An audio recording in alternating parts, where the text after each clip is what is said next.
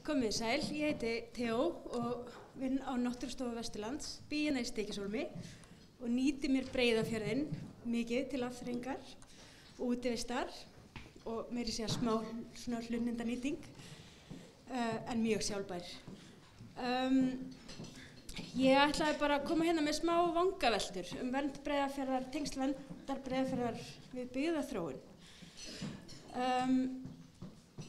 Ég fjalla lítillega sérstöðu Breiðafjarðar og okkur við leggjum svona mikla áherslu á vernd hans, hver staða verndunarfjarðarins sé í dag, hvaða möguleikar í boði fyrir svæðið varðandi frekari verndun og þetta leiði þá vonandi til einhverja svona skynsamlegra niðurstaðna.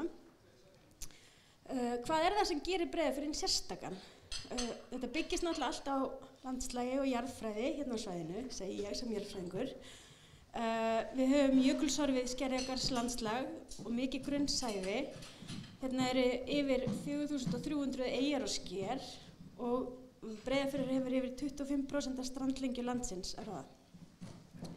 Hérna eru því mikil sjávarföll, sterkir straumar og næringaríkur sjór sem leiðir til þess að vaxtarskilyrði fyrir gróður á botninum eru góð. Hvergi við landið jafn mikið af þangi og þara og þessir þörungaskógar sem stundum eru kallaðir regnskógar norðursins eru undirstaða ríkismódýralífs og hafa áhrif upp fæðukeðjuna. Hérna því fjölbreytt dýralíf, meðal annars svæði skilgreint sem mikilvægasta fuglasvæði landsins af Náttúrufræðistofnun Íslands. Þetta leiðir allt til þess sem oft kallað matarkistan Breiðafjörður. Og matarkistan Breiðafjörður hefur í gegnum tíðina leitt til blómlegrar byggðar við og á firðinum. Öll þessi hlunnindi gerðu svæðið sérlega eftirsóknarvert í harðindum á Íslandi, en þar má til dæmis nefna sjósókn, hefðbundinn búskap í eyjum, eggjatöku og sjófuglaveiðar, selveiðar og dúntekju. Og þessi hlunnindi spiluðu stórt hlutverk í byggðaþróun á svæðinu og þróun menningar við fjörðinn. En það var mikið líf í eyjunum, þar voru meðal annars prentsmiðjur og bókasafn og voru ekki bara bændur og sjómenn sem bjuggu eyjunum heldur byggðist þar upp ágætis fræðasamfélag. Í dag fjörðurinn nýttur til ýmissa verka. Ég ætla ekki að telja þetta allt upp hérna, en sem dæminum nefna fiskveiðar og hörpudisksveiðar. Hérna æðavarp nýtt og kræklingur ræktaður, ferðaþjónusta og auðvitað nýta margir sér fjörðinn til útivistar. Ég gæti í rauninni bara hægt hér, að þetta segir sig í rauninni bara sjálft. Ef við stöndum ekki vörð náttúruna, þá kemur að því við töpum því sem við getum nýtt úr henni og þar af leiðandi verður engin blómleg byggð á svæðinu. En ég ætla samt ekki að hætta hér. Ég ætla að halda áfram, því að firðinum og svæðinu stafa mögulegar ógnir eins og mörgum öðrum svæðum í heiminum. Fyrst ber að nefna ósjálfbæra nýtingu náttúrulegra auðlinda, eyðileggja búsvæða, til dæmis vegna plógveiða, vegagerðar, landfyllinga, virkjana, hnattrænar breytingar, mengun, hvort sem hún staðbundin eða hnattræn, og innfluttar tegundir geta ógnað lífríkinu á svæðinu. Það ættu því allir sem hafa eitthvað með fjörðinn að gera að vilja að hann sé verndaður.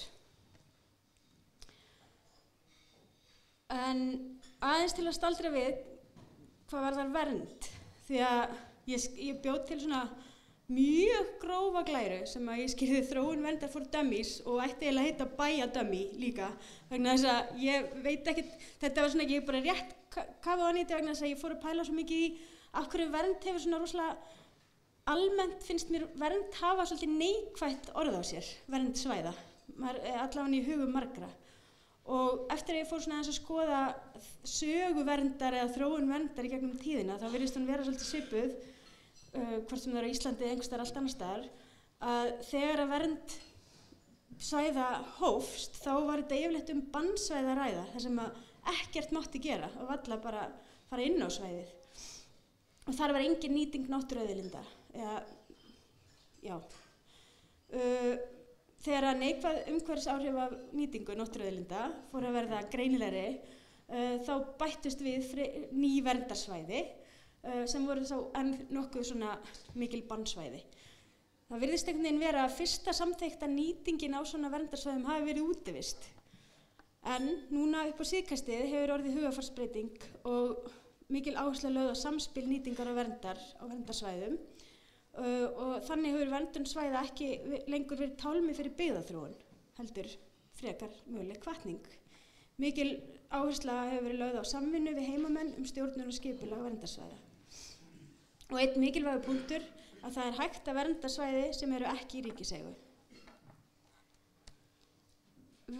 Breiðafjörðurinn nýtur þegar sérstakrar verndar samkvæmt lögum númer 54/1995 vernd Breiðafjarðar.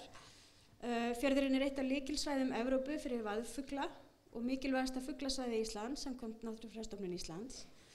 Það einnig skilgreint sem IBA-svæði af BirdLife International en það er Important Bird and Biodiversity Area.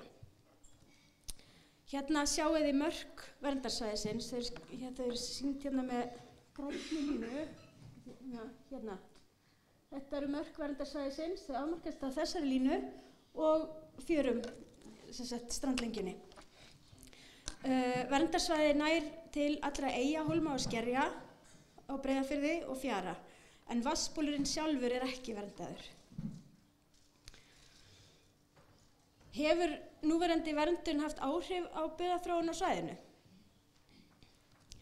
Það er varla hægt að tala það, að minnsta kosti ekki miðað við hvað maður hefði haldið að sérstök lög verndun hverju þau gætu skilað fyrir svæðið. Það sýnir sig alltaf betur og betur, lögin eru orðin rúmlega 20 ára gömul, að þau eru veik á öllum sviðum. Það er þó hægt að minnast á það á grundvelli þessara laga árin fyrir hrun var sumarhúsauppbygging á firðinum stöðvuð sem annars hefði getað orðið hérna nokkuð ríkuleg og haft töluverð áhrif á lífríki fjarðarins. En hvaða möguleikar eru í boði varðandi frekari verndun Breiðafjarðar? Ég ætla bara að byrja svolítið stórt og minnast á þjóðgarð í sjó. En þjóðgarður gefur betri yfirsýn, hann auðveldar stýring og inngrip ef nýting eða stefnir í að verða ósjálfbær. Þjóðgarðar í sjó eru mjög margir allan heim og svæðisskipting þessara þjóðgarða virðist vera nokkuð algeng. Þá er svæðum skipt niður og ákveðnum atvinnugreinum eða ákveðinni hlunnindanýtingu eða friðun ánafnað einhverju ákveðinu svæðum. Og hvað varðar Breiðafjörðinn sem þjóðgarð, þá ber ég að hafa í huga að þjóðgarðar þurfa ekki að vera í ríkiseigu og að núverandi nýting á firðinum getur að mestu leyti rúmast innan þjóðgarðar. Ég ætla að nefna hérna eitt dæmi þjóðgarð í sjó í Soufrière í Santa Lucia í Karabíska hafinu, þó það sé ansi langt frá okkur. Þá er þetta bara svona gott dæmi hvernig verndun og stýring með þjóðgarði hefur haft jákvæð áhrif á svæðið. En þetta er vinsælt ferðamannasvæði, en í kringum 1990 var sjómönnum á svæðinu nóg boðið. Þeir töldu lífsviðurværi sínu ógnað af ferðamönnum, þá helst snekkjum og köfurum sem voru alltaf að trufla þá í veiðarnar. Það var komið á samstarfi þessara sjómanna, ferðaþjónustuaðila, heimamanna og annarra sem nýttu svæðið áætlanagerð fyrir svæðið með það að markmiði að stækka fiskistofna á svæðinu og fækka þessum árekstrum sjómanna og ferðamanna. 4 svæði voru skilgreind sem bannsvæði þar sem ekki mátti veiða og ekki mátti sigla en það mátti kafa. Önnur svæði voru bara sérstaklega tekin frá fyrir snekkjurnar og afraksturinn af þessu var þreföldun í fiskistofnunum, þessum söluvænlegu fiskistofnum sem voru mældir. Ánægðir sjómenn með mikinn afla og ánægðir ferðamenn vegna þess að lífríkið var miklu ríkara og miklu skemmtilegra að skoða það sem kafari og snorklari. Annar möguleiki fyrir Breiðafjörðinn og það er í rauninni hægt að fara allar þessar leiðir í einu eða bara velja eina til að byrja með kannski, sem sagt að skrá fjörðinn á heimsminjaskrá UNESCO. En heimsminjaskrá samningur Menningarmálastofnunar Sameinuðu þjóðanna frá 1972 vernd menningar og náttúruarfleifðar heimsins. Svæði sem eru tilnefnd þurfa að fara í gegnum víðtækt matsferli þar sem að þau þurfa að falla innan að minnstu kosti eins flokks af 10 hvað varðar náttúru og menningarminjar. Skráning á heimsminjaskrá tryggir ekki verndun en ríki skuldbinda sig þó til ákveðinna verka með skráningu. Það fer fram úttekt á 6 ára fresti til að kanna hvort verðmæti svæðisins hafa skerst og það hvetur í rauninni svæðið til þess að reyna að stýra umferð svæðið eða stýra nýtingu svæðisins til þess að halda verðmætunum óskertum. Breiðafjörðurinn þegar kominn á tilnefningarskrá og hann tilnefndur í 3 flokkum af 10 en það nóg að vera bara tilnefndur í einum flokki. Hann í fyrsta lagi tilnefndur fyrir þorpið í Flatey þar sem að uppbygging samfélags hefur átti sér stað á mjög sjálfbæran hátt með nýtingu svæðisbundinna auðlinda. Hann tilnefndur fyrir menningarlandslag fjarðarinn sem einkennist á blöndu landbúnaðar og sjósóknar og hann tilnefndur fyrir líffræðilega fjölbreytni, víðáttumikla þaraskóga og önnur mikilvæg búsvæði fyrir lífríkið. Tilnefning á heimsminjaskrá mjög mikil viðurkenning og gæti falið í sig mikið aðdráttarafl fyrir svæðið og sem dæmi má nefna að Þingvellir eru á heimsminjaskrá UNESCO, Surtsey og þá bara spurning hvort að Breiðafjörður verður næstur. Vega í Noregi svolítið sambærilegt landfræðilega og Breiðafjörður, norður Noregi. Þetta eyjaklasi eða svona í rauninni skerjagarður sem samastendur af ótalmörgum eyjum og svo sem sagt jaðarsvæðið þar bærinn Vega þar sem 1300 manns búa en það engin heilsársbyggð í eyjunum en eyjarnar eiga langa sögu mjög sjálfbæra hlunnindanýtingu sem sagt nýtingu á æðartúni og æðarvarpi. Á þessum forsendum þessa sögulegu nýtingu var svæðið skráð á heimsminjaskrá UNESCO árið 2004. Það ár komu 5.000 manns að heimsækja svæðið en 10 árum seinna rúmlega þá voru þeir orðnir 35.000 gestir. Svæðið var skráð á heimsminjaskrá að frumkvæði íbúa á svæðinu. Þar sem að þeir vildu reyna að bæta lífsskilyrði og ýta undir jákvæða byggðaþróun á svæðinu. Og svæðið hefur verið, og verkefnið UNESCO svæðið Vega hefur verið unnin náinni samvinnu á milli íbúa og lokal stjórnvalda og sem sagt ríkisins norska. Mikil áhersla lögð á sérstöðu svæðisins enda þarf að passa sig að viðhalda henni ef maður með svæði á heimsminjaskrá. Og verkefnið hefur verið fjármagnað mestu á norska ríkinu, þá sem sagt uppbyggingin við að stjórnun svæðisins, upplýsingagjöf og fleira. Skráningin hefur haft í för með sér jákvæð áhrif á landbúnað í Vega, í eyjunum, en það hefur verið unnið aktíft gegn ofbeit með mjög góðum árangri. Skráningin hefur einnig falið í sér að íbúar eru orðnir meðvitaðir á ný mikilvægi þessa menningar sem svæðið hefur yfir að ráða og það hefur orðið aukning á æðarbændum á svæðinu og í kjölfarið fjölgaði æðarfugli.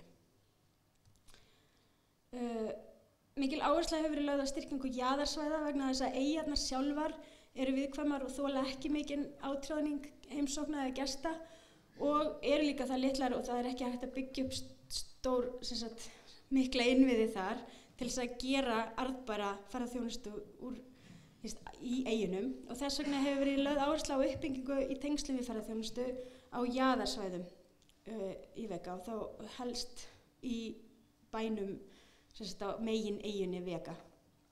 Þar hefur verið byggt upp svona gestastofa, UNESCO gestastofa fyrir svæðið, æðarsafn, svona æðaræktunarsafn og þar eru líka veitingastæðir. Svæðið, eða skráning svæðisins, fól í sig mikla aukningu og komu smærri skemmtiferðaskipa, þetta eru kallað svona explorers. Þau eru ekki svona rosalega stór eins og koma hérna eins og í Reykjavík eða Ísafirði, en þau eru bara svona, þau eru frekar lítil. Umferð gesta þessara skipa er stýrt svæðið. Það er sem sagt alltaf leiðsögumaður sem tekur á móti fólkinu, lappar með það og lóðsar það svæðið og svo skildist mér að það sé svona smá svæði þar sem að þau fá að svona að roam around í smá stund svona ein á þess að einhver sé að sitja yfir þeim. En þetta er svona gert með til þess að, þú veist, já, til þess að áhrifin á samfélagi verði minni. Hver gestur eða skemmtiferðaskipin greiða fyrir hvern gest, þannig að þetta er ákveðin tekjulind fyrir svæðið.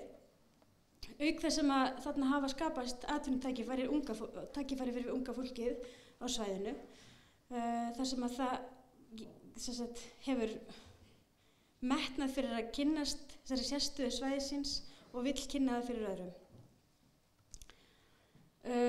Annað dæmi nokkuð svona árangursríka stjórnun í tengslum við skráningu á heimsminjaskrá UNESCO er dæmi frá Glacier Bay í Alaska sem að UNESCO-svæði Geirangerfjörð hefur svo tileinkað sér líka, Geirangerfjörð í Noregi.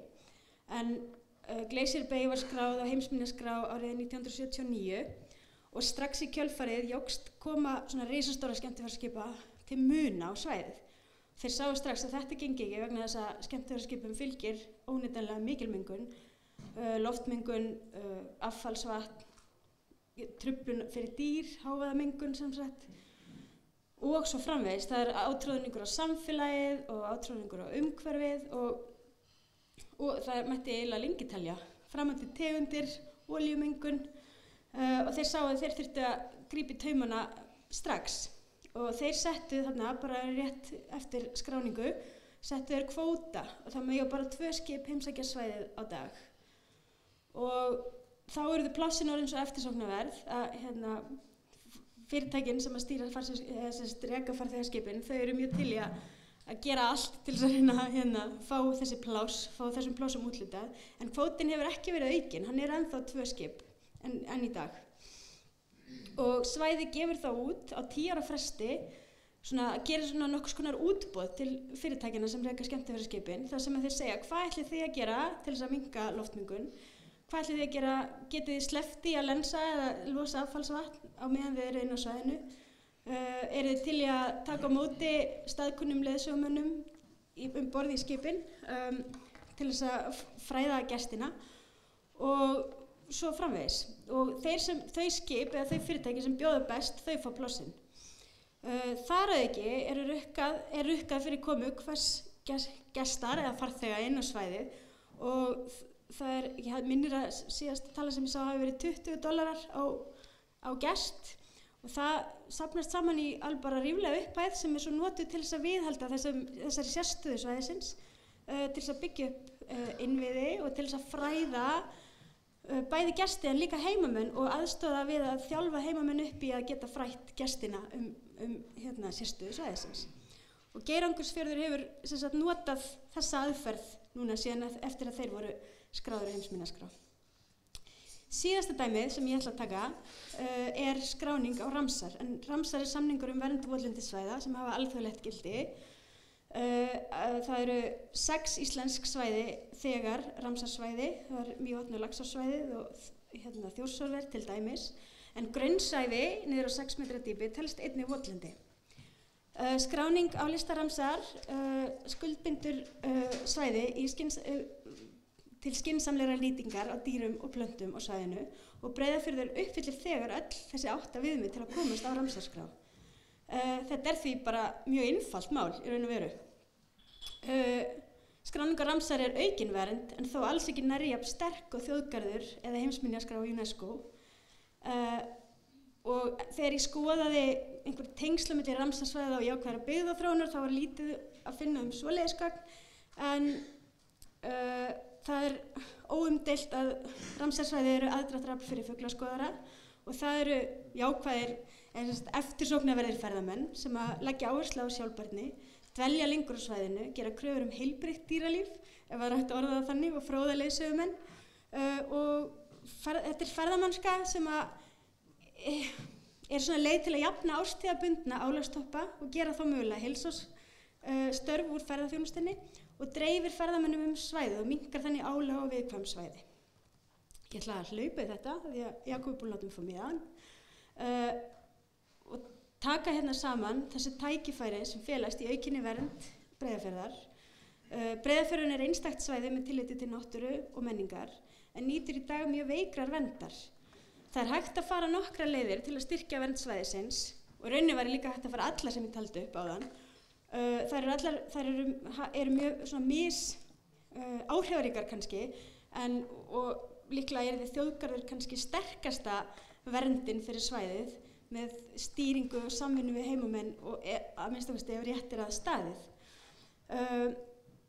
Þjóðgarður og heimsminjaskrár UNESCO skila svæðinu líka svona viðurkenningu eða stimpli sem að bætir ímynd svæðisins og gefur okkur líka möguleika á að sækja styrki og fá fjármagn í frekari uppbyggingu. Og þeim svæðum fylgir líka oft mjög mikil fræðsla til ferðamanna og heimamanna og þá uppbygging safna, upplýsingamiðstöðva, setra, einhvers konar þess háttar innviðastarfsemi sem að gætu þá styrkt jafnvel þessar brothættu jaðarbyggðir sem eins og við norðanverðan fjörðinn. Aukin vernd er líklega til að byggja undir alla 3 stólpa sjálfbærrar þróunar og því er ekki eftir neinu að bíða. Skellum okkur allavega strax á Ramsar skrá og förum svo bara beint í hitt. Takk hérlega.